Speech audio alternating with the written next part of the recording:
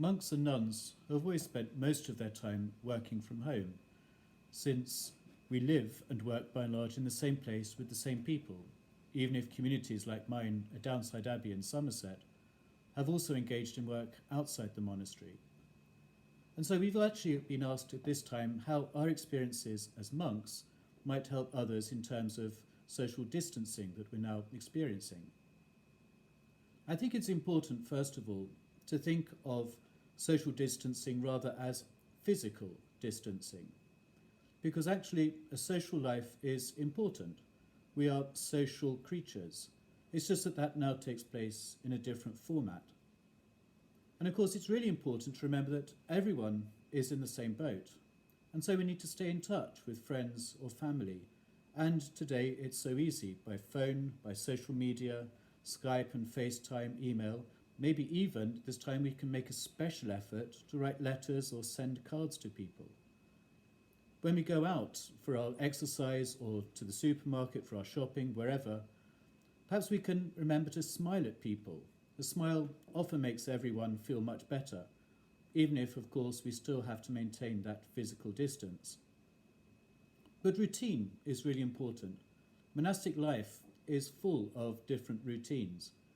And since we live and work in the same place, we know that this is actually healthy and helpful.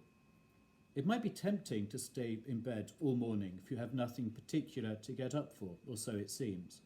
But actually, in the long run, you'll probably find that you feel much worse.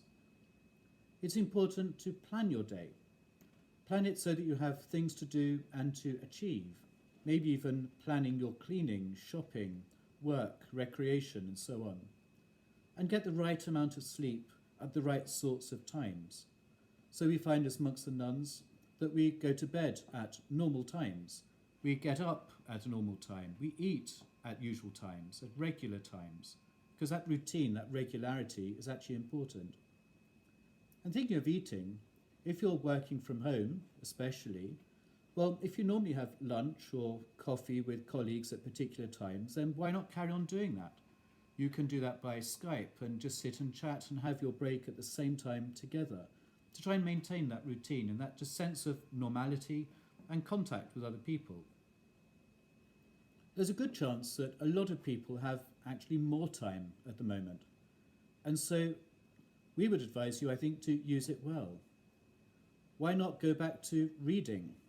Why not get one of those books off the shelf that you always intended to read but never quite got round to? Or work your way through War and Peace or some blockbuster. What about music? How many of us learnt an instrument when we were young? Then, of course, studies come along, university, then work, and we just say, well, I haven't really got the time. Well, maybe now you do have the time. So get that flute or clarinet, violin, or dare I say, even the recorder, a very undervalued instrument, out of the cupboard. Download some music and get playing. You've always wanted perhaps to perfect your French or German or learn Italian or Spanish or something. Well, there are loads of resources on the internet, things like Duolingo, things like, well, YouTube has lots of videos.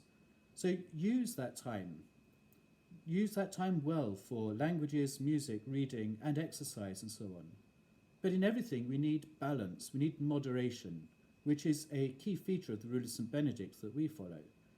He said there needs to be the right amount of time of sleep, the right amount of food, the right amount of prayer and work and so on. And so try not to be obsessive perhaps about the news or social media or TV or Netflix or whatever, but do a bit of everything that is important. And then, of course, Benedict says prayer is important. Of course, monks are going to say that. But for all of us, some quiet time, some time, if you like, for meditation is actually really important, maybe especially now. So why not perhaps just sit in the garden, at least when it's warm, or on your balcony if you have one, and just listen to the birds that maybe you couldn't hear before because of all the traffic. Look at the plants, maybe even get some gardening done if you actually have a garden.